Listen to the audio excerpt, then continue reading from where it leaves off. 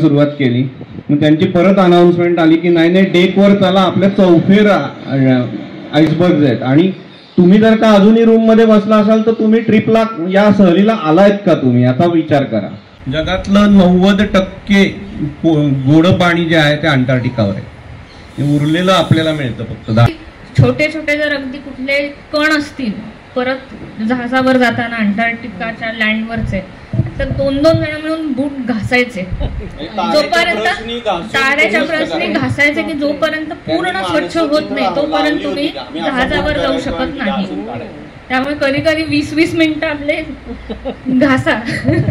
व्यावसायिक इंजिनियर मान्यश्री अतुलजी परचुरे यांनी व त्यांच्या कन्येनी अभ्यास मंडळ कार्यक्रमात त्यांच्या अंटार्क्टिका मोहिमेबद्दल सर्वांना सांगितले.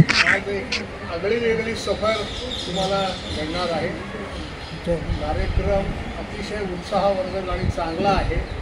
सुरुवातीलाच मी सांगतो की तुम्ही शेवटपर्यंत तो कार्यक्रम बघा. कार्यक्रम सादर करणारे आमचे मित्र श्री अतुल परचुरे हे बी मेटलर्जिकल झालेले आहेत. गेले 40 वर्ष इंडस्ट्रियल सप्लाय या व्यवसायात आहेत. अतिशय यशस्वी व्यवसाय केलेला आहे. त्याच्याबरोबर कोथरूडच्या रोटरी क्लबचे ते प्रेसिडेंट होते. सामाजिक कार्याची खूप त्यांना आवड आहे. स्वतः चांगल्या कविता करतात, चांगली चित्र काढतात. अतिशय इंडस्ट्रियल सप्लायमध्ये असले तरी त्यांची रसिक वृत्ती ही खूपच आहे. म्हणजे त्याचं उदाहरण म्हणजे मुलीचं नाव आलापी ठेवलं आणि मुलाचं नाव पंचम ठेवलं हे सादर करणार आहेत. आणि त्यांच्या जोडीला त्यांची कन्या आलापी ही इतकीच ॲक्टिव्ह आहे की अर्जेंटिनामध्ये त्यांच्या यूथ एक्सचेंजमध्ये 1 वर्ष अर्जेंटिनामध्ये जाऊन राहून आलेली आहे. सिम्बॉयसिसमध्ये ती स्पॅनिश शिकवते. अतिशय ॲक्टिव्ह आहे. आता व्यवसायाची धुरा ही त्यांनी पुढच्या पिढीकडे दिलेली आहे. ती पुढची पिढी म्हणजे आता आलापी सगळं सांभाळते आहे. तर मी जास्त वेळ घेत नाही आणि अतुलला रिक्वेस्ट करतो की त्यानं त्याचा कार्यक्रम चालू करावा.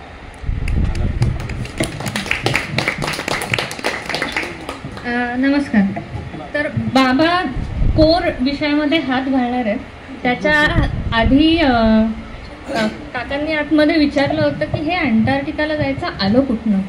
तर त्यांनी जसं सांगितलं तसं की जवळजवळ 20 वर्षांपूर्वी मी यूथ एक्सचेंज रोटरीचा जो प्रोग्राम असतो त्याच्या अंडर जेव्हा अर्जेंटिनाला गेले होते तेव्हा साऊथमध्ये जो जगातली शेवटची सिटी आहे, जगातलं शेवटचं जे शहर आहे तिथपर्यंत जाऊन शेवटचं ते लाईट हाऊस बघून येणं वगैरे तो जो प्रवास होता त्याच्यामध्ये ग्लेशियर्स पाहिली, पेरितो मोरेनोची, काही आईसबर्ग्स बघितले आणि त्या फोटो आणि व्हिडिओज नंतर यांच्या डोक्यामध्ये तो एक पिढा नेहमीच होता की एकतर दक्षिण ध्रुव याची एक सफर झाली पाहिजे आणि मग ते कुठे कसं, मग अंटार्क्टिका, मग ते अर्जेंटिना थ्रू जायचं. आणि हा सगळा तो आमचा विचारांचा प्रवास अनेक वर्ष होता. बाबांची 60 झाल्यानंतर त्याला जास्त चक्र फिरली, कारण काय तो शेवटी खूप लांबचा प्रवास असतो, अनेक तास लागतात, खडतर असतो तो कसा काय ते आता आपण बघूच. आणि त्याच्यामुळे लवकरात लवकर जाणं भाग होतं. तर या आमची ही जी सफर झाली, ही जी सहल झाली, तर त्याच्यावर आता फोटो आणि व्हिडिओच्या माध्यमात आणि माहिती बरोबर बाबा तुम्हाला नेते.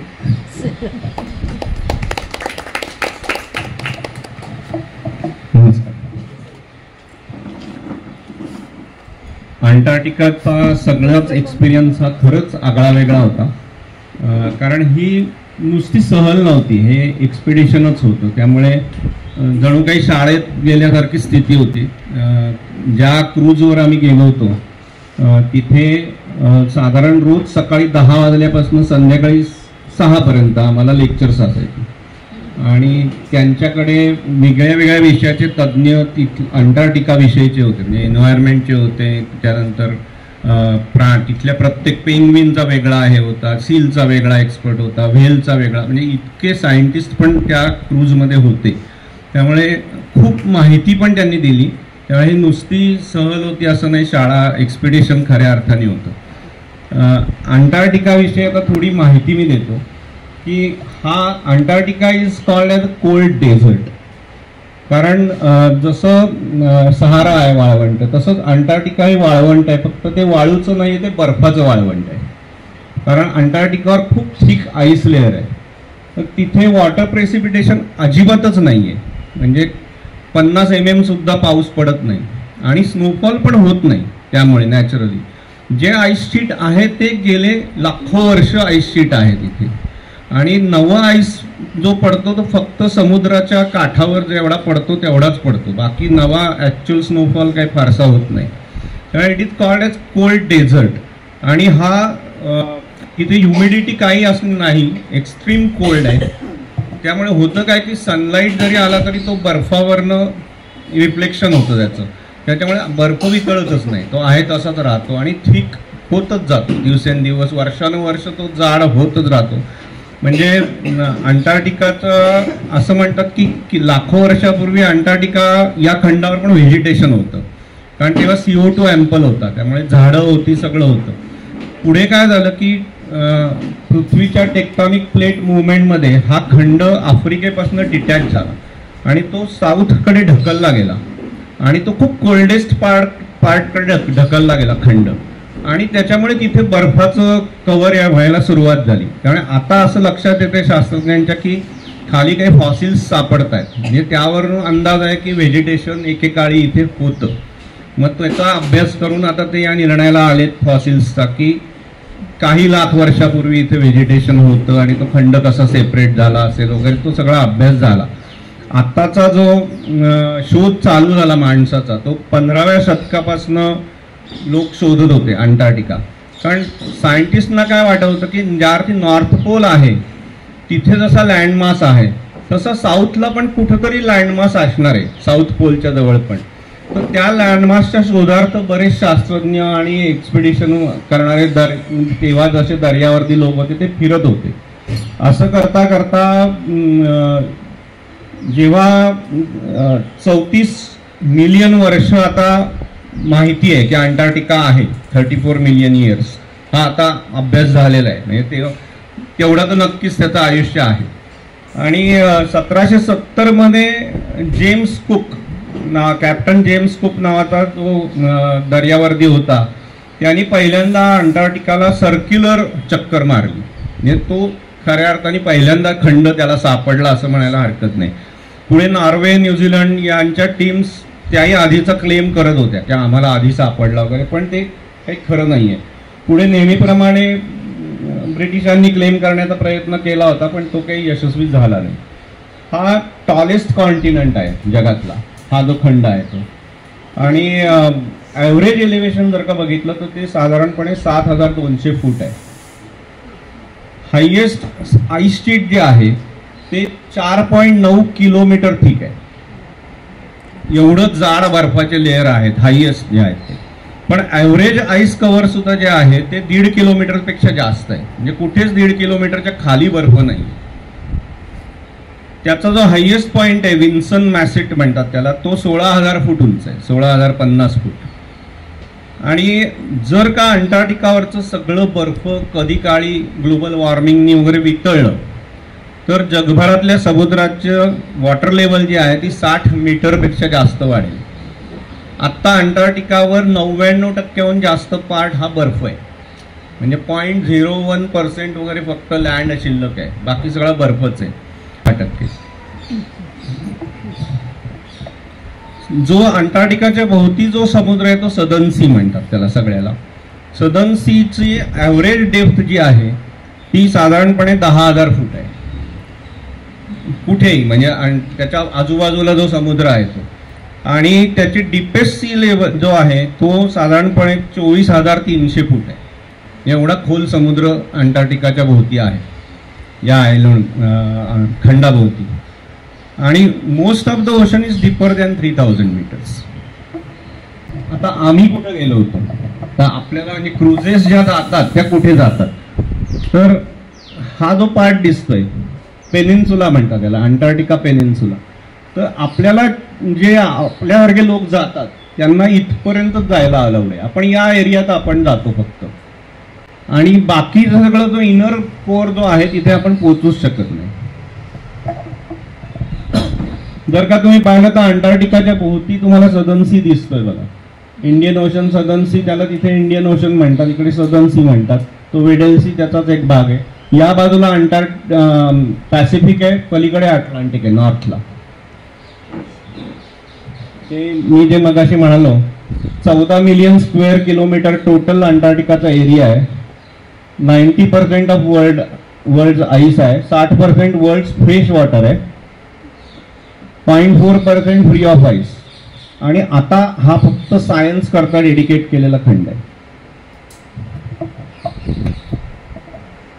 त्यामुळे काय झालंय की नॅचरली हा खंडाचा शोध लागल्यानंतर बरेच देश त्याच्यावर क्लेम करायला सुरुवात झाली की आमचा आहे. ब्रिटिशांनी तर पहिला क्लेम केला होता इमिजिएट.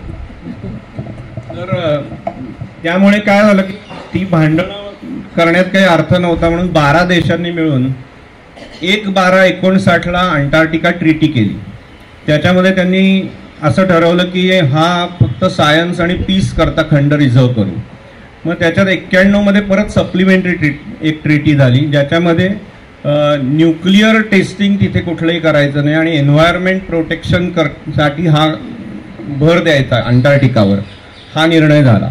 आणि त्यामुळे सुदैवाने अंटार्क्टिकावर फक्त रिसर्च स्टेशन्स आहेत. आता जर का बघितलं तर सगळी रिसर्च स्टेशन तुम्ही जर का पाहिली तर ती सगळी कोस्टल एरियात आहेत. मेजर सगळी म्हणजे जवळ आहे किंवा कोस्टलच्या जवळ आहे. फक्त अमेरिकेचं एक जे स्टेशन आहे ते साऊथ पोलच्या त्यातल्या त्यात जवळ आहे आणि ते लार्जेस्ट रिसर्च स्टेशन आहे. पण या रिसर्च स्टेशनला सुद्धा कसं आहे की साधारण वर्षातून सप्लाय फक्त एकदाच होतो. म्हणजे जहाज सगळं सामान घेऊन येतं आणि आधीचं जो सगळं वेस्ट आहे तो सगळं वेस्ट उचलून नेतं.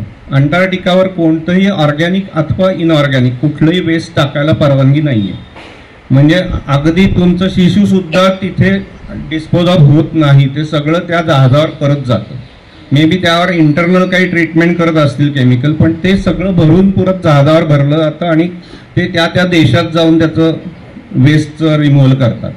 त्यामुळे आम्ही जरी अंटार्क्टिका लँडवर गेलो होतो इथे, तरी आम्हालाही तिथे बसायला अलाउड नव्हतं. फक्त उभंच राहायचं, चालायचं आणि बॅग वगैरे कुठली काही अलाउड नव्हतं ठेवायला. हात लावायचा नाही कशालाही, काहीही करायचं नाही. प्राणी कुठले दिसले तरी तुम्ही मिनिमम डिस्टन्स मेंटेन करायचं. सहसा ते नॉर्मली काय करायचे की काही कोन लावून पाठ हाकूनच द्यायचे, म्हणजे तेवढ्याच एरियात तुम्ही फिरा. अंटार्क्टिकाच्या लँडवर जेव्हा बेसिकली लँडिंग जेव्हा व्हायचं त्याच्यासाठीचे आमचे कोट हे ऑलरेडी पहिल्याच दिवशी व्हॅक्यूम करून क्लीन करून घेतले होते. त्याच्या व्यतिरिक्त तुम्ही बाहेर जाताना काहीही घालू शकत नाही. त्यांनी दिलेले जे बूट्स होते त्याच्यासाठी पण प्रत्येक वेळेला प्रत्येक लँडिंगला तुम्ही जेव्हा जाता आणि परत येता तेव्हा त्याला एक 10 मिनिटाची क्लिनिंग प्रोसेस असायची. त्याच्यामुळे एवढं ते खूप शिस्तीचा तो सगळा भाग होता. एवढं ते खूप पाळलं जातं. म्हणजे आठवतं आहे ना की अगदी छोटे छोटे जर अगदी कुठले कण असतील परत जहाजावर जाताना अंटार्क्टिकाच्या लँडवरचे, तर 2-2 जण मिळून बूट घासायचे. जोपर्यंत ताऱ्याच्या ब्रशनी घासायचे की जोपर्यंत पूर्ण स्वच्छ होत नाही तोपर्यंत तुम्ही जहाजावर जाऊ शकत नाही. त्यामुळे कधी कधी 20-20 मिनिटं आपले घासा.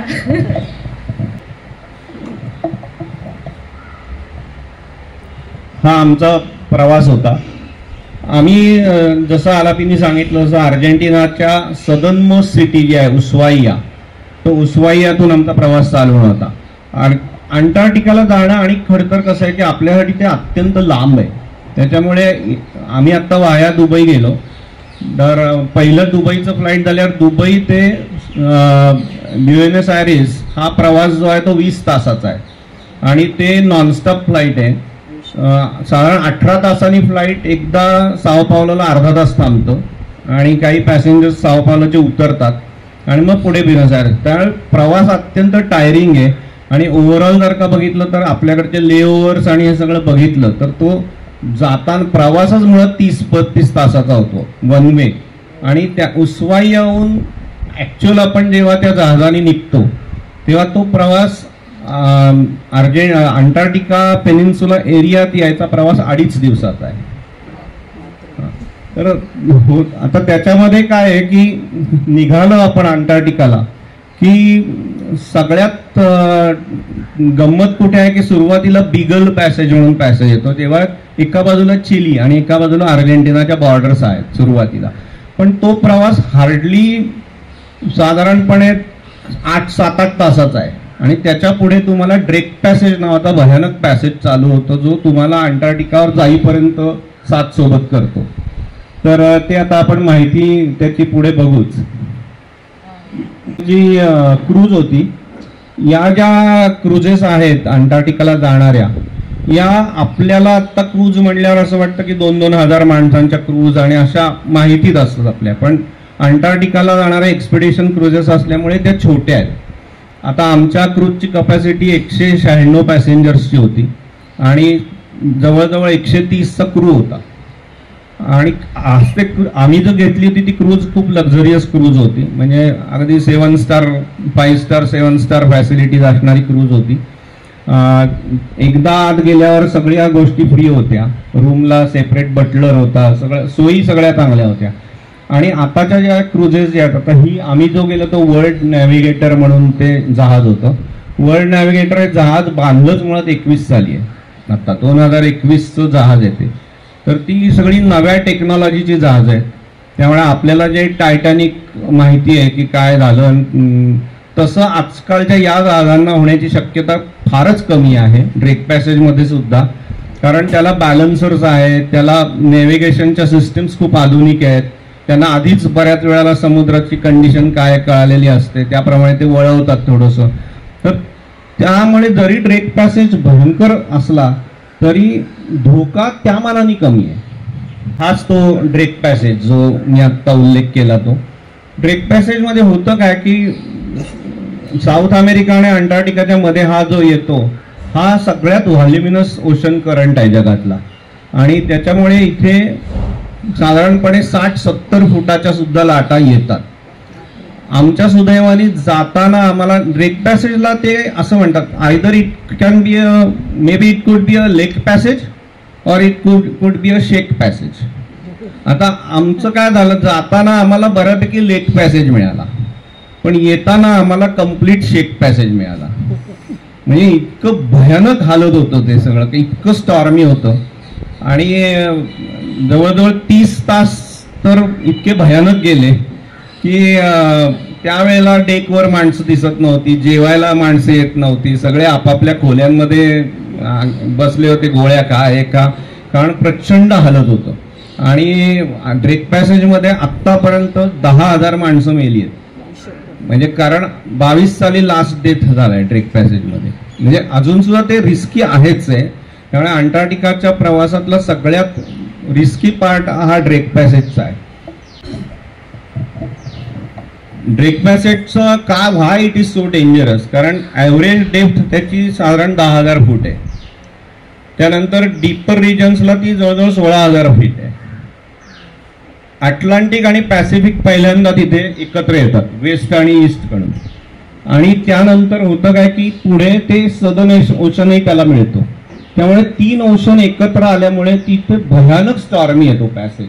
आणि विंड इतकं प्रचंड विंड प्रेशर आहे तिथे, त्याला काय झालेलं आहे की नॉर्थ आणि याच्याकडनं कुठनं वारं अडतच नाही, आणि एवढा मोठा व्हॉल्यूम जो पाण्याचा आहे त्याला अडवायला काहीच नसल्यामुळे तर इतकं स्टॉर्मी असतं प्रचंड. त्यात अंटार्क्टिकाला स्वतःला अंटार्क्टिका खंडाभोवती सर्कमपोलर करंट्स आहेत, त्या करंट्सचा परिणाम पण सगळ्या ड्रेक पॅसेजवर होतो. त्यामुळे ड्रेक पॅसेज हा अत्यंत स्टॉर्मी असतो. आणि 3400 ते 5300 million cubic feet per second एवढ्या वेगाने तिथे हालचाल होत असते पाणी आणि वाऱ्याची. त्यामुळे 65-70 फुटापर्यंत लाटा येतात. तर हा ड्रेक पॅसेज आम्हाला येताना झटका देऊन गेला चांगलाच, जाताना त्या मानाने सुखावं होता. तुम्हाला एक कल्पना यावी म्हणून फक्त एक हे सांगते की तो किती शेकी असतो, किती ते जाणवतं बेसिकली. तर मला तर साधा गाडीचा पण मोशन सिकनेस आहे, त्याच्यामुळे तिकडे जाऊन तर काही विचारायचं नाही. भरपूर गोळ्या वगैरे घेऊन मी तरीही 30 तास जवळजवळ बेडमध्येच होते. आणि काही खाल्लं तरी उलटतंय. बरं वाटलं जर आपण काहीतरी चेंज करूयात. सगळं जडजड असतं जहाजामध्ये, तरी त्याचा फोर्स इतका की ते अख्खं जहाज हलण्याचा पण, की मी दार उघडलं कुठलं तरी ते धडाडकीने बंद होत होतं. असं 3-4 वेळा झाल्यावर म्हणलं राहू दे. एवढा त्याची मुवमेंट आणि जोर त्याचा तो एवढा असतो. आणि आम्हाला झालं असं, तो जो शेक पॅसेज आम्हाला जो मिळाला तो याच्यामुळे मिळाला की एक वादळ फोरकास्टेड होतं आणि आम्ही जे 14 तारखेला पहाटे आम्ही 6 वाजता जर पोचणार असू तर आमच्या कॅप्टननी ती इतकी फास्ट सोडले होतं जहाज की स्टॉर्म आपल्याला मिळू नये त्याच्यासाठी, की आम्ही आदल्या दिवशी संध्याकाळी 6 वाजता उशिरा पोहोचलो. 11 तास आम्हाला त्यांनी आधी पोहोचवलं. त्याच्यामुळे तो अजूनच बहुतेक हल्ला असावा असं फार वाटतं. कारण सतत फक्त समुद्र दिसतो तुम्हाला, बाकी काही दिसत नाही. की तुम्ही अंटार्क्टिकाच्या पेनिन्सुला रिजन पर्यंत पोचता आणि त्या दिवशी आम्हाला सकाळीच अनाउन्समेंट झाली. रूममध्ये सगळीकडे स्पीकर असतात, तिथनं कॉमन अनाउन्समेंट सगळे ऐकू येतात की रूममध्ये बसू नका, बाहेर या ताबडतोब, कारण आपल्या अवतीभोवती सगळीकडे आईसबर्ग्स आहेत. तर हे ते दृश्य होतं. आम्ही जेव्हा रूममधनं बाहेर, म्हणजे पहिले तर गॅलरीत पळालो मी. गॅलरीतून पहिलं आईसबर्ग एका बाजूची पाहायला सुरुवात केली. मग त्यांची परत अनाउन्समेंट आली की नाही डेकवर चला, आपल्या चौफेर आईसबर्ग्स आहेत आणि तुम्ही जर का अजूनही रूममध्ये बसला असाल तर तुम्ही ट्रिपला या सहलीला आलायत का तुम्ही, आता विचार करा. त्यामुळे बेडमध्ये कोणी बसू नका, पहिले या. तर हा आता तर का आईसबर्ग बघा आता तुम्ही केवढा ह्यूज येतो.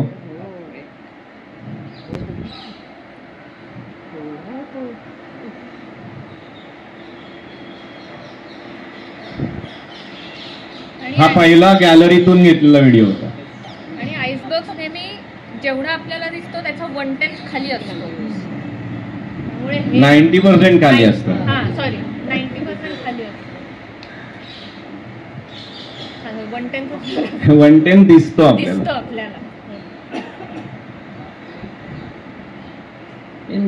साऊंड नाहीये का त्याला? आहे, तुम्ही बोलत होता म्हणून.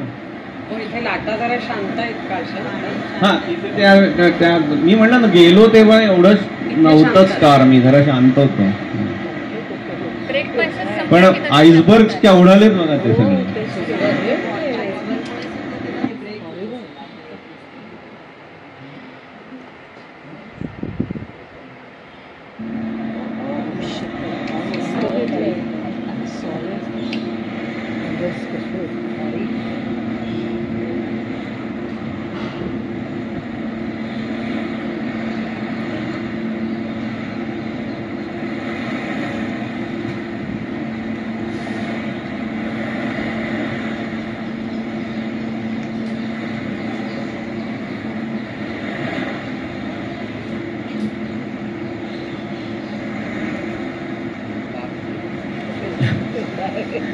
ह्यूज असतात, म्हणजे कल्पनेच्या पलीकडे येते.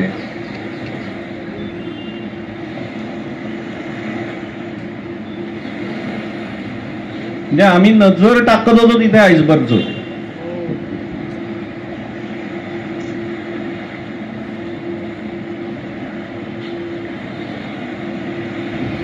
आईसबर्ग विषयी थोडी माहिती तुम्हाला सांगतो.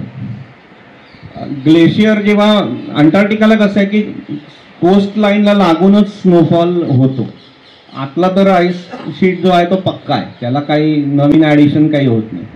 तर आईसबर्ग हे जेव्हा आईस साठत साठत साठत जातो तेव्हा ग्लेशियर शेवटी समुद्राला टेकतो आणि मग तो तुटायला सुरुवात होते आणि मग तो तुटला की तो समुद्रात तरंगायला लागतो.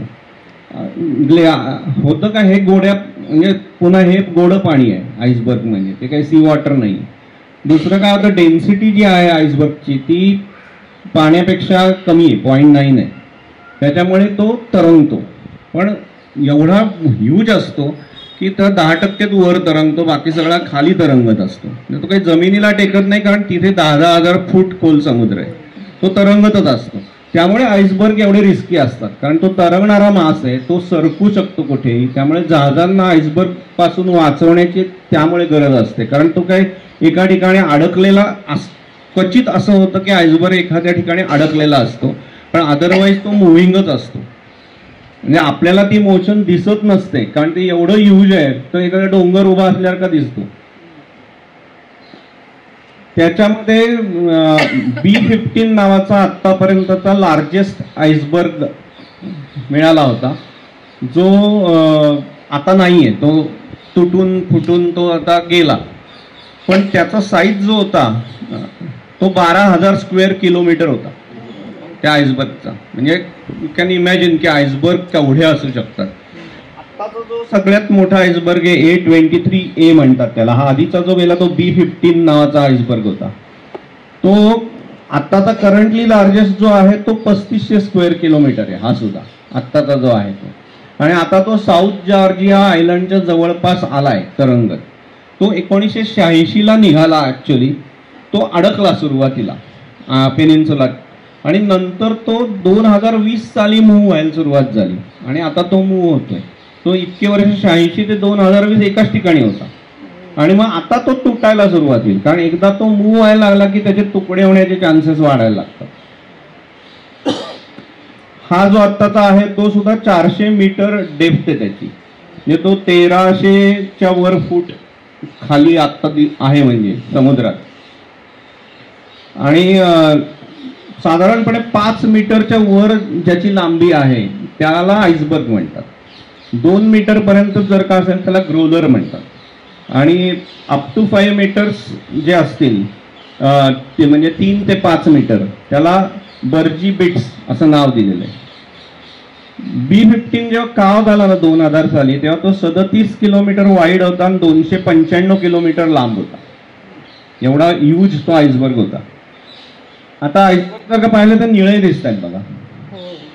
तर तो निळा का दिसतो, तर लाईट जेव्हा येतो आईसबर्ग मध्ये तेव्हा रेड आणि येलोची वेव्हलेंथ जास्त असते लाईटमध्ये, त्यामुळे ते ऍब्सॉर्ब होतात.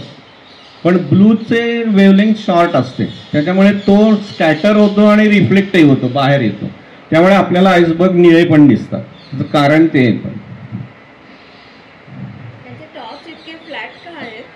हा ते नॉर्मली आईसबर्ग हा टेब्युलर फॉर्म मध्येच तुटतो.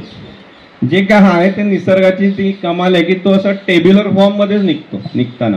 काहीच आईसबर्ग तुम्हाला असे दिसले बघा मगाशी, थोडे असे डोंगरासारखे होते, पण तसे कमी असतात. मॅक्सिमम टेब्युलरच निघतात ते. कारण मुळात ग्लेशियर जे असतं ते असं फ्लॅटच असतं ना, त्याच्यातनं तो भाग निघतो.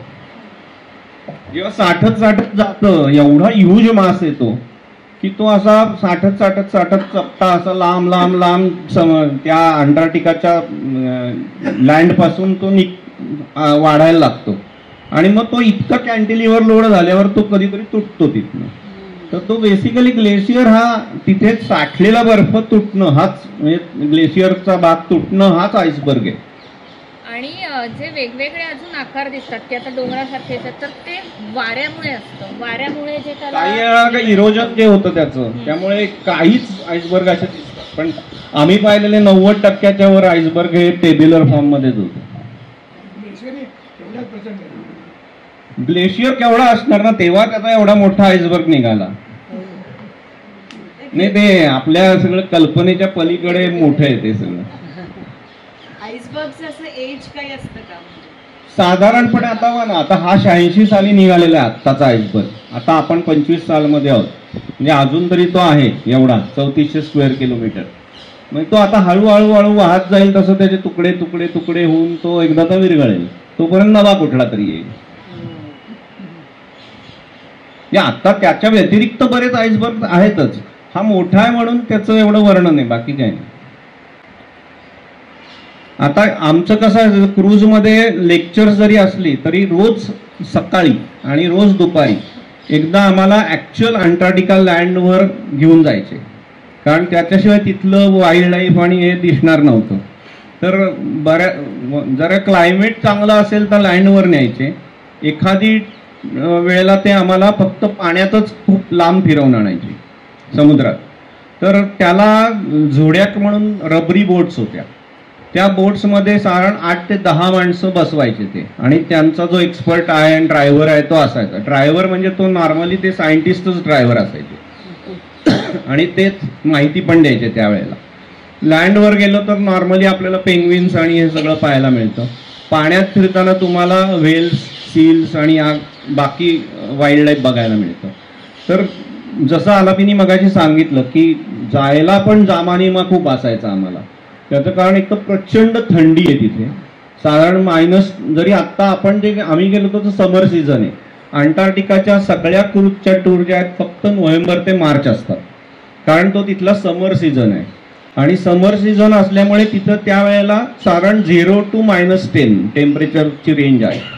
तर ती त्यातल्या त्यात बेरेबल रेंज आहे, म्हणून त्यावेळेला सगळ्या क्रूज तिथे जातात समरमध्ये. आणि एरवी तुम्हाला विंटर एकदा चालू झालं की अंटार्क्टिका पेनिन्सुलात सुद्धा जाता येत नाही, कारण समुद्र गोठायला सुरुवात होते. आणि समुद्र गोठतो तेव्हा साधारणपणे 1.5-2 मीटर तरी डेप्थ समुद्रात बर्फ तयार होतो. त्यामुळे मग तिथे जहाज जाणं शक्यच नाही. थंडी इतकी असते की 6 ते 7 लेअर्स आम्हाला घालावे लागायचे. शेवटचा लेअर हा तुम्ही पाहिला असेल ते हिरवं, तो पारकाचा असायचा. खूप जड होता तो पारका पण. आणि इव्हन त्याचं जे सेफ्टी जॅकेट हे होतं आम्हाला, सेफ्टी बेल्ट सारखं जे होतं तो इतका हेवी आहे प्रचंड. ते म्हणजे त्यामुळे जाताना म्हणजे चिलखत घालून चालायचा फील यायचा दरवेळेला. आणि ते पुन्हा काढगाला करायला सुद्धा त्यांची माणसं मग मदतीला लागायची, कारण वेळ कमी असायचा. भरा 10 मिनिटात तिथनं आम्हाला त्यांची शेल्फ सगळी अलॉट केलेली होती त्यांनी. तिथेच आपला पारका ठेवायचा. ते गमबूट सारखे बूट असायचे, ते बूट तिथेच असायचे. मग आपण हा सगळा जामानिमात चढवून मग तुम्हाला उतरायला परवानगी होती. हॅलो. आणि या ज्या दिसत आहेत या आलापी मागे या जोड्याक आहेत. तर या क्रेननी वरनं तुम्हाला दिसलं असेल रोप आहे, क्रेननी त्या जोड्याक खाली उतरवायचे. आणि मग 3 नंबरचं मडरूम म्हणून जो डेक होता जिथे आमचे हे कपडे वगैरे सगळं असायचं, तिथनं जिना होता खाली उतरायला. तिथनं आम्हाला या जोड्याकमध्ये बसवायचे आणि मग जोड्याकमधनं लँडवर न्यायचे किंवा समुद्रात न्यायचे.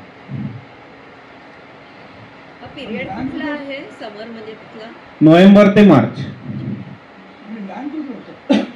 लँड अंटार्क्टिका पेनिन्सुलाची जी लँड आहे ऍक्च्युअल मगाशी मी जे दाखवलं शेपूट थोडंसं, तो जो एरिया आहे तिथे लँड आहे. आणि आता समरमध्ये पेंग्विन्सचा पण ब्रीडिंग सीझन असतो, त्यामुळे त्यावेळेला आणि पेंग्विन्सना बर्फ चालत नाही. पर्टिक्युलरली आत्ता पेनिन्सुलात जे पेंग्विन्स आहेत त्यांना एग्ज लेईंगला बर्फ चालत नाही, त्यांना लँड लागते. त्यामुळे ते ती आयलंड्स अशी आहेत की जिथे थोडी लँड शिल्लक आहे, बर्फ नाही आहे, तिथे बरोबर आम्हाला ते लँडिंगला न्यायचे. बर्फ पण असायचाच बऱ्याच ठिकाणी, पण काही पोर्शन मिळायचा बिन. आता इथे जर का पाहिलं तर वर पेंग्विन दिसत आहेत.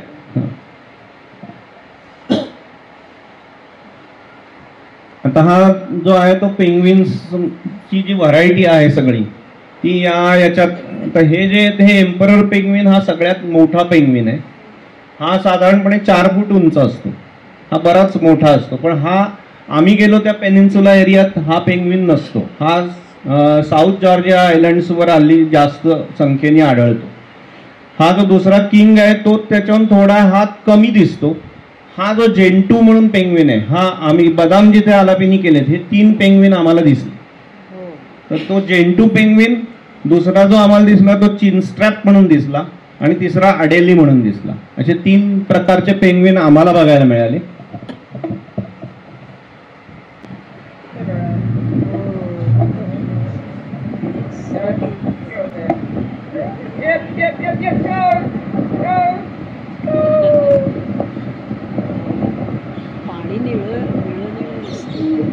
खूप ट्रान्सपरन्सी असल्यामुळे ना पाणी निळं दिसतं, आकाश पूर्ण प्रतिबिंब दिसतंय. आकाशाच्या रंगाप्रमाणे पाण्याचा रंग आपल्याला दिसतो तिथे. हा जेंटू पेंग्विन जो आहे त्याचं ओळखायची खूण म्हणजे त्याची केशरी चोच आहे बघा. तर हा प्रॉमिनंटली त्यामुळे आपल्याला कळत. जर का माहिती बघितली तर तो साधारणपणे 8.5 ते 8.5 किलो वजनाचा पेंग्विन आहे. हा थर्ड लार्जेस्ट आहे. 200 मीटरपर्यंत डीप तो जाऊ शकतो समुद्रामध्ये आतमध्ये, म्हणजे त्याच्या खाद्यासाठी. आणि 25-30 किलोमीटर तो साधारण लांबपर्यंत जातो. जेंटू पेंग्विन हे त्या पेनिन्सुला एरियातच राहतात, ते फार लांब जात नाहीत नॉर्मली, आणि मग परत ते ब्रीडिंग सीझनला लँडवर येतात. अदरवाईज ते पूर्ण उरलेला वेळ हे समुद्रातच असतात, कारण या लँडवरही नंतर बर्फ जमा होतात, समुद्रातच राहतात. प्रचंड आहेत का संख्येने? हो, बरेच आहेत ते जेंटू, बरेच आहेत. यांचं कसं असतं, समरमध्ये यांचा ब्रीडिंग सीझन आहे. हे मी सांगतो गंमत याची काय ते. आधी व्हिडिओ बघा तुम्ही. हे छोटं आहे ते पिल्लू आहे.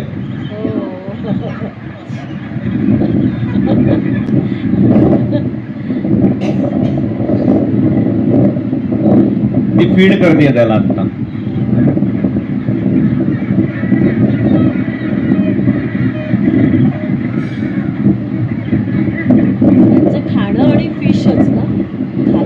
हा, ते क्रिल नावाचा एक हे खातात जास्त.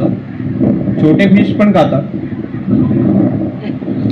हा, आधी सांगायला होतं, मला लावायला होतं.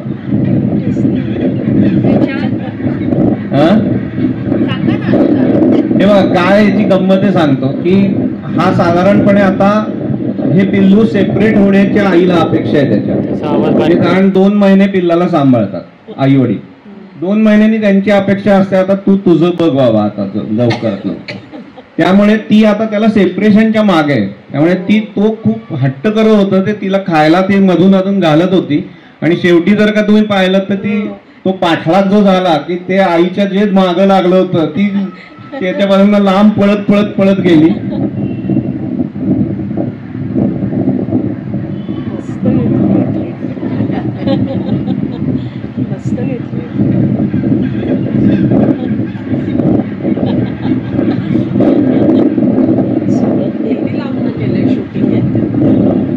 हे साधारण 15-20 फुटावर केलंय.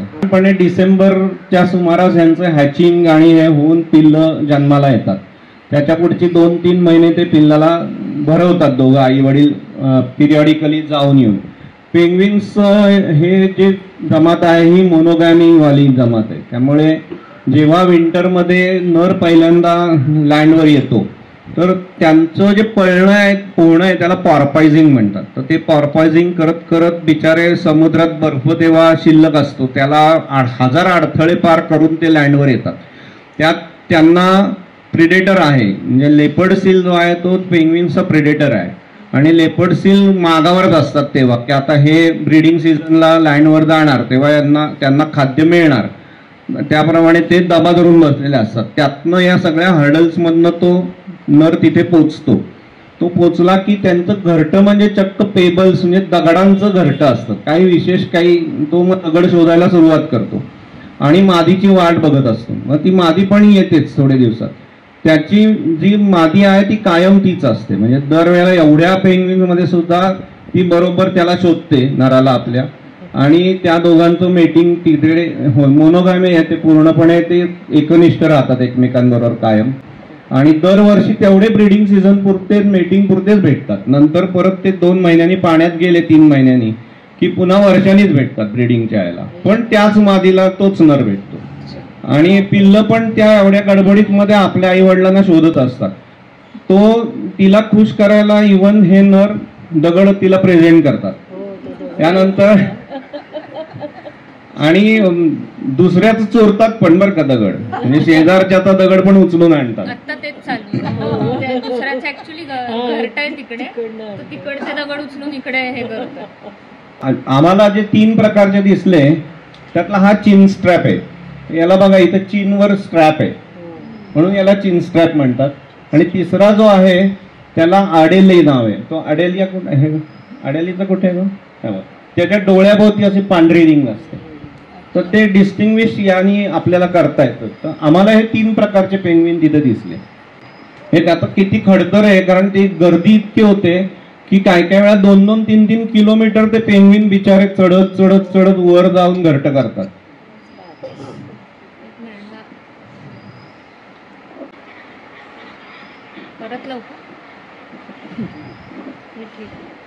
आणि पेंग्विनला पंख असले तरी उडता येत नाही, त्यामुळे त्याचे जे पंख आणि त्याची जी फर आहे ही सगळी त्याला तो जो पंख बांधल्यासारखे असतात, कारण ते पोहायला त्यांना उपयोगी येतात आणि पाय पण त्यांचे स्ट्रेट राहतात पाण्यात असेच, आणि त्यामुळे तो चालतोच, फक्त उडता येतच नाही त्याला, चालतो आणि पोहतो. तर हे बिचारे इतके उड्या मारत मारत जातात.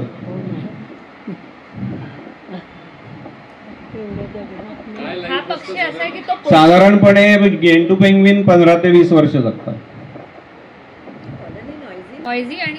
आणि यांचा पोहण्याचा स्पीड प्रचंड असतो. साधारणपणे गेंटू पेंग्विन 35 ते 36 किलोमीटर पर आवर एवढ्या स्पीडनी पोहतो. म्हणजे मला वाटतं माणूस आता मायकेल फेल्प्स वगैरे पण त्याचा स्पीड किती असतो, 5 किलोमीटर वगैरे पर आवर. हे पॉर्पॉइझिंग आहे, हे बघा पोहतायत ते पॉर्पॉइझिंग. परत लावते ते असे डाईव्ह केल्यासारखे बाहेर येऊन आत जातात सारखे, पण ते खोल पण पोहू शकतात, असं काही नाही. ब्रीडिंग सीझनलाच हे एकत्र येतात, नाही ग्रुपमध्ये बऱ्यापैकी राहतात, कारण त्यांना प्रिडेटरची भीती आहेच आहे परत, कारण लेपर्ड सील हा त्यांचा प्रिडेटर आहे, ते बरेच आहेत तिथे अंटार्क्टिका पेनिन्सुला.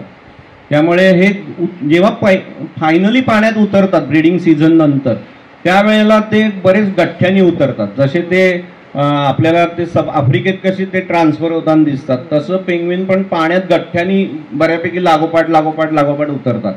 आणि ब्रीडिंग सीझनला कसं असतं, त्यांचं पहिलं ब्रीडिंग हॅचिंग झालं की त्यानंतर त्यांना मोल्टिंग ही एक प्रोसेस आहे दरवर्षी, आणि ती खूप पेनफुल प्रोसेस आहे त्यांच्यासाठी. मोल्टिंग म्हणजे चक्क तपश्चर्या आहे त्याची. ते महिनाभर उभा राहतो एका जागी आणि त्याची सगळी पिसं झडतात, फर जाते आणि सगळं नवीन येतं त्याला. जसं साप काट टाकतं तसं ते सगळं घडून नवीन पंख आणि हे सगळं त्यांना येतं.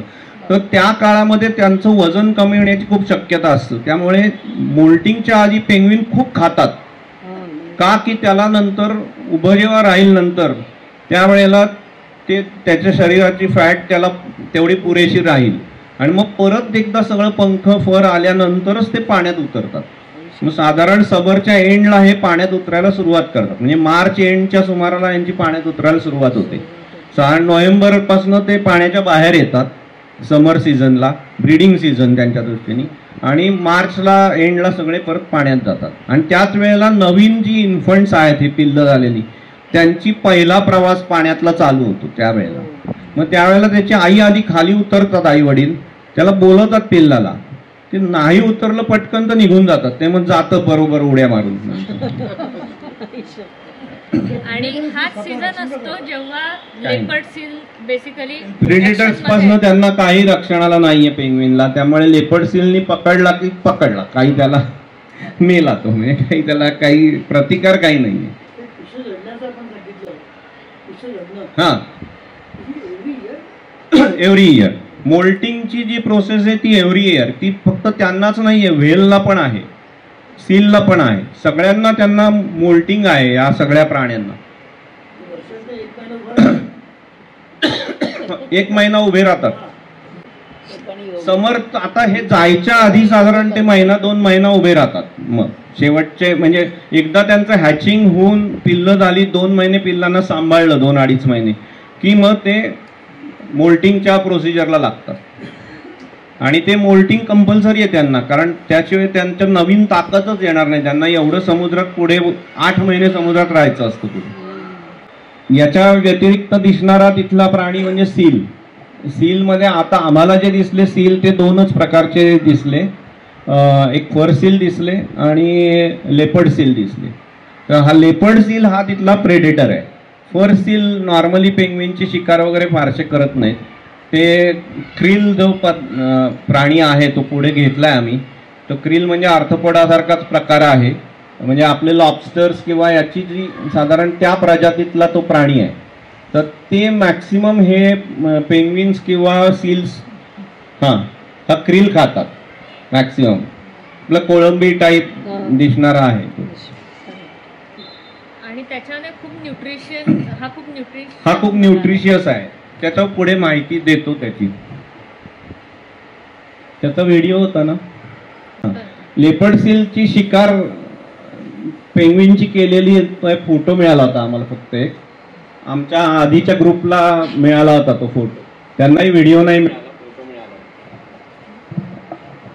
ते ऍक्च्युली झालं असं होतं की आमच्या सगळ्यांच्या झोडियाक्स पोहोचत होत्या आणि ज्या पहिले होत्या झोडियाक्स त्यांना तर दिसलं की पेंग्विनच्या छोट्या जे बेसिकली वीक असतात.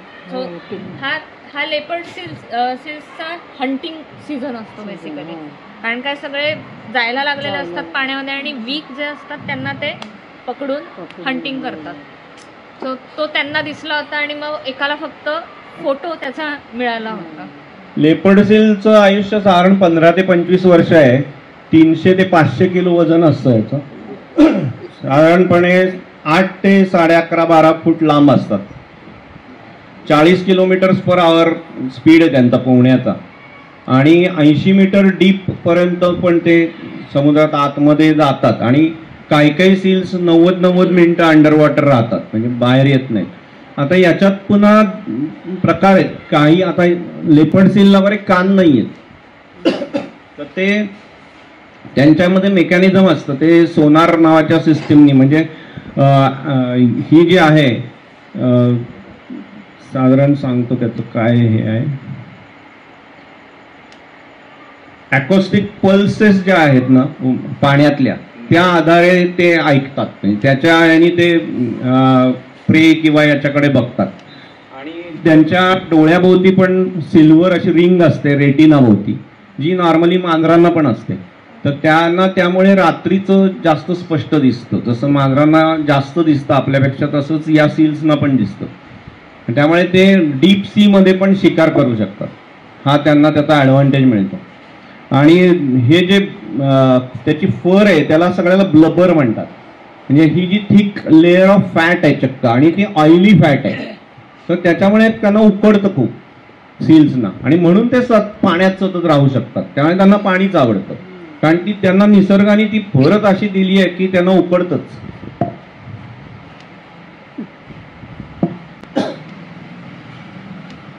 त्यानंतर खूप दिसलेले आम्हाला हे म्हणजे वेल्स, जो खूप आम्हाला त्यातले 3 प्रकारचे वेल पाहायला मिळाले. एक हम्पबॅक म्हणून जो मोठा वेल असतो तो आम्हाला बराच पाहायला मिळाला. त्याच्यानंतर ओरका नावाचा वेल आहे जो तिथला प्रेडेटर आहे. म्हणजे ओरका हे सील्सची शिकार करतात आणि ओरका क्वचित प्रसंगी पेंग्विन्सची पण शिकार करतात, पण मेनली सीलची करतात कारण पेंग्विन त्यांचं भागत नाही. आणि तो शिकारी वेल आहे. म्हणजे बेसिकली हम्पबॅक वगैरे जे आहे ते क्रिलच खातात नॉर्मली. क्रिल हे तिथलं मेजर फूड एलिमेंट आहे त्या समुद्रातला. बेसिकली फिडिंग चालू होतं. मधली जी आहे ती मोठी, ती आई आणि तिच्या बाजूला 2 पिल्लं आहेत तिची. आणि प्रत्येक व्हेलची जी शेपटी असते त्याच्यावर जे डिझाईन असतं ते त्यांचं आयडेंटिफिकेशन असतं. तेच मी विचारत रेड कलरचं जसे आपले फिंगरप्रिंट्स. बरोबर, एक्झॅक्टली. त्याच्यामुळे आम्हाला हे आवाहन पण करण्यात आलं होतं की तुमच्याकडचे जे फोटोज आहेत स्पेशली त्यांच्या शेपटीचे, ते आम्हाला वेबसाईट दिल्या होत्या की इकडे ते सबमिट करा, जेणेकरून त्यांना ते काउंटिंग आणि कुठे लोकेट झाला आहे, कुठला वेल झाला आहे, हा आधी दिसला होता का, हे सगळं त्यांना अभ्यासासाठी उपयोगी पडतं. कारण त्या मागच्या त्यांच्या प्रिंटमुळे, डिझाईनमुळे त्याचं आयडेंटिफिकेशन होऊ शकतं. ओरकाचा पण आहे. एक मिनिट, आधी हा व्हेलचाच दाखवते, हम्पबॅकचा.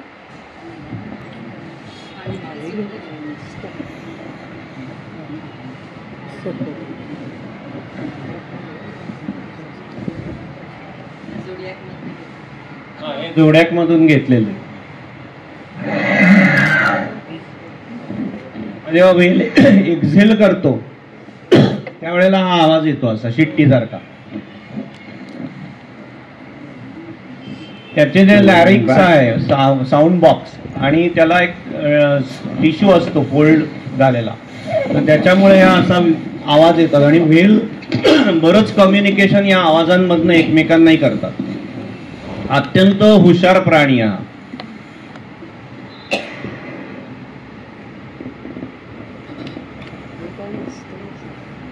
आवाज आधी होत का?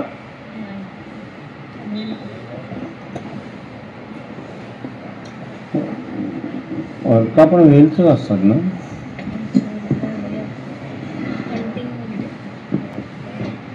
क्रूजवर समोर लांबून घेतलंय. याला जर का पांढरे जे हे स्पॉट दिसत आहेत ना त्यावरून ओरका ओळखला.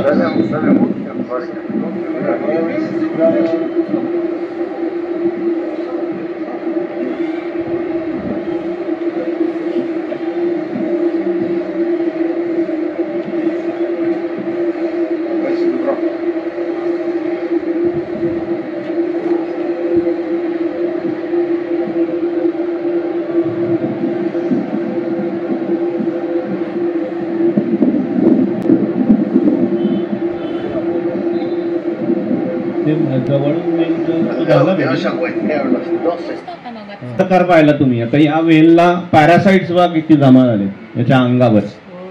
तर हा यांनाही म्हणजे तो त्रास आहे, त्यामुळे मोल्टिंग त्यांनाही गरजेचं असतं. आणि हे हम्बॅक वेल्स तर जे आहेत ते 5-5 हजार किलोमीटर वॉर्मर एरियाकडे प्रवास करतात आणि तिकडे जाऊन मोल्टिंग होतं त्यांचं.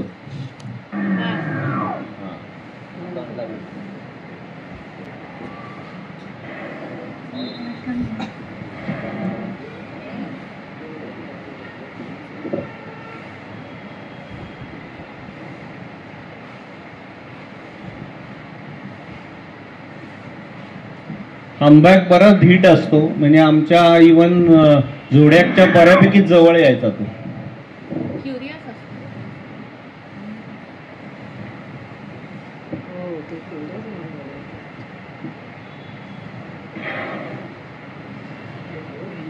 खूप जवळ आले होते अशी नाही. आणि ऍक्च्युली असतं असं की त्यांनी सांगितलेल्या रूल्स प्रमाणे एक डिस्टन्स मेंटेन ठेवायचा असतो. पण असे प्रसंग जेव्हा येतात की त्याचा स्पीड पोहायचा आणि आपला हा मॅचच होऊ शकत नाही.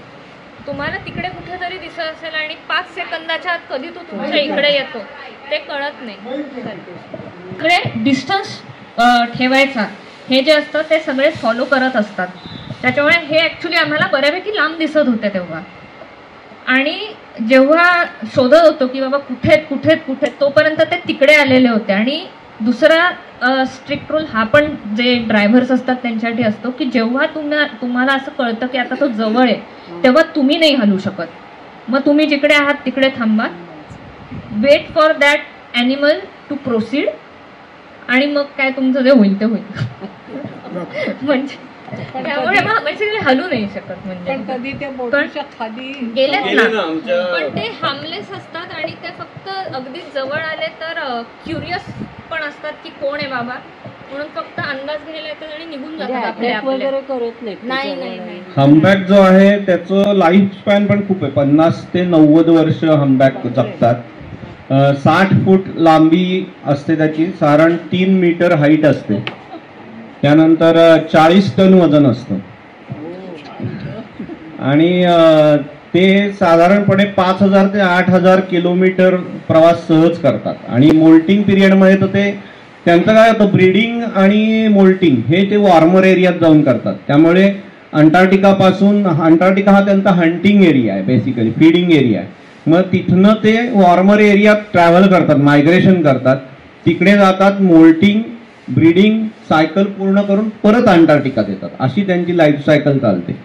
तर त्याच्या आम्हाला जो मिंक म्हणून पण वेल दिसला होता तोही 40-50 वर्ष जगतो. तो 35 फूट लांब असतो. तो 9 टन, तो कम्पॅरेटिव्हली छोटा आहे. आणि तिसरा ओरका जो दिसला तोही 91 वर्ष जगतो. 32 ते 35 फूट लांब असतो. त्याचं वजन साधारणपणे 5.5-6 टन असतं. आणि तो कमी प्रवास करतो कारण तो हंटर बेसिकली प्रिडेटर आहे. त्यामुळे तो सहसा ती एरिया सोडत नाही, कारण त्याला पेंग्विन्स आणि हे सगळं सील्स खायचे असतात. त्यामुळे तो एरिया जास्त लांब जात नाही सहसा. मोल्टिंगला तेही जातात, पण त्यांना कोणालाच ऑप्शन नाहीये, मोल्टिंग पुरते जाऊनच येतात सगळे.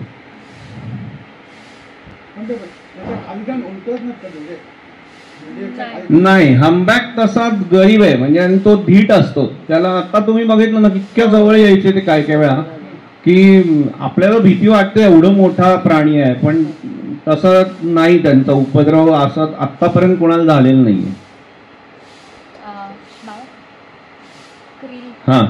हा जो आता प्रकार क्रिल, तर क्रिल हा त्या इको चेनचा फार महत्वाचा घटक आहे.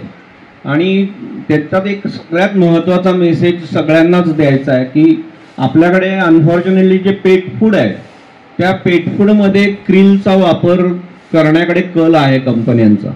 आणि त्यामुळे अंटार्क्टिकाच्या सगळ्या तिथल्या संघटना सतत अपील करतायत जगभर, की क्रिल घातलेलं फूड तुम्ही पेटला देऊ नका, क्रिलची शिकार नाही झाली पाहिजे. कारण क्रिल जेवढे पकडले जातील तेवढं अंटार्क्टिकाचं हे जे लाईफ आहे, म्हणजे पेंग्विन्स, नंतर व्हेल्स, सील्स, या सगळ्यांचं ते प्रमुख अन्न आहे. त्यामुळे ते कमी होणं हे खूप धोकादायक आहे अंटार्क्टिकाच्या सगळ्या इको चेनसाठी. क्रिलचं जो आहे तो मी जसं म्हटलं तसं ते लॉबस्टर टाईप, त्याला क्रस्टॅशन म्हणतात, आणि ते डेन्सिटीतच राहतात सगळे क्रिल्स. क्रिलची डेन्सिटी किती असते? 10,000 ते 30,000 ॲनिमल्स एका क्युबिक मीटरमध्ये असतात, एवढे गठ्ठ्याने असतात ते. आणि एस्टिमेटेड जे आहे ते 300 ते 500 मिलियन टन्स ऑफ क्रिल्स त्या सदर्न ओशनमध्ये आहेत अंटार्क्टिका रिजनमध्ये. आणि म्हणजे साधारणपणे 700 ट्रिलियन इंडिव्हिज्युअल क्रिल्स आहेत. पण व्हेल्स आणि यांचं भूक एवढी प्रचंड आहे की ते खाताना ते क्रिल्स तेवढ्याच तानात खात असतील सगळे. त्यामुळे ते क्रिल्स टिकणं फार महत्वाचं आहे. एवढा छोटा प्राण्यावर ते जगतात सगळे. हा, लहान साईज येतात.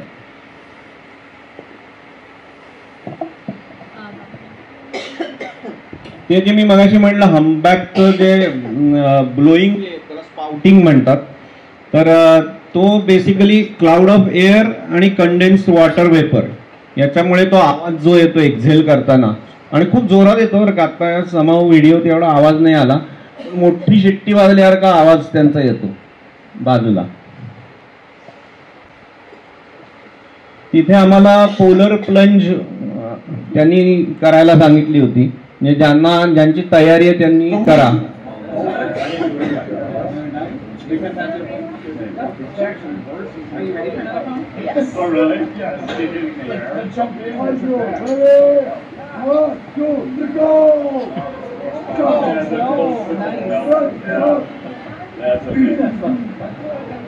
अत्यंत थंड पाणी होतं, पाणी भयंकर गार होतं. आईसबर्ग आहे तिकडे आणि आम्ही इकडे उड्या मारतोय. 55 लोकांनी पोलर जम्प प्लंज केली आणि त्याचं त्यांनी आम्हाला सर्टिफिकेट पण दिलं. प्रिन्सेस ऑफ अंटार्क्टिका आहे, ज्याच्यामध्ये काही क्षण टिपलेले आहेत, काही गोष्टी टिपलेल्या आहेत, त्या तुम्हाला नक्कीच बघायला आवडतील. म्हणजे माहिती एक गोष्ट असते, फोटोज एक गोष्ट असते, आणि एक सलग ती गोष्ट बघणे ही एक दुसरीच गोष्ट असते. तो अनुभव वेगळा असतो. तर तो तुम्ही पण घ्यावा.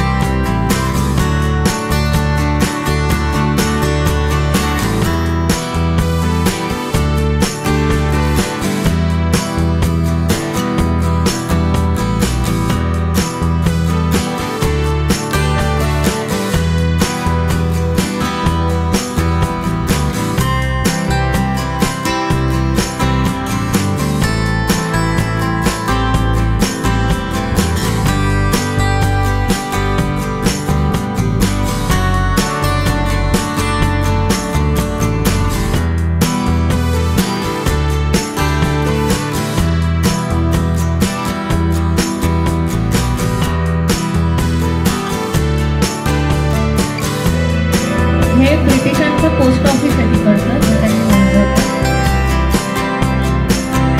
उद्देश ऑफकोर्स हा होता क्लीनच्या दृष्टीने त्यांनी ते आमचं पण पोस्ट ऑफिस आहे तिकडे.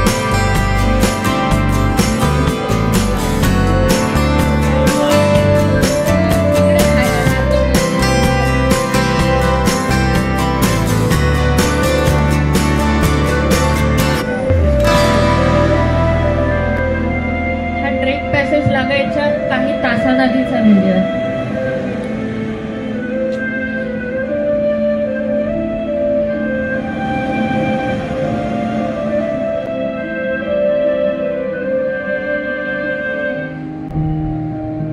त्यांनी एक दिवस आमच्यासाठी हिंदी गाणं पण वाजवलं होतं पियानोवर, जेव्हा त्यांना कळलं भारतीय होतं.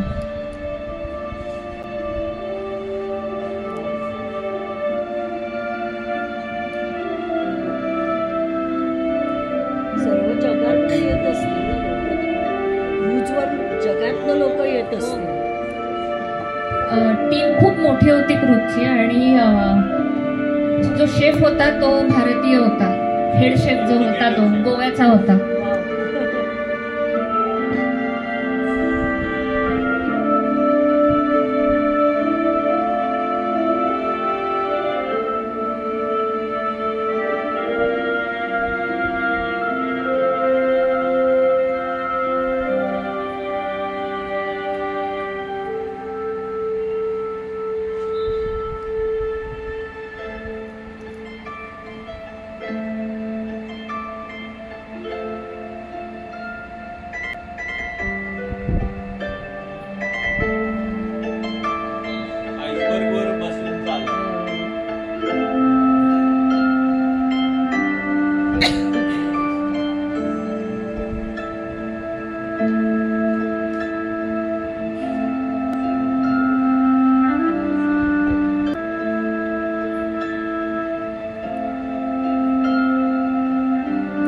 अर्जेंटिनाचं रिसर्च सेंटर होतं.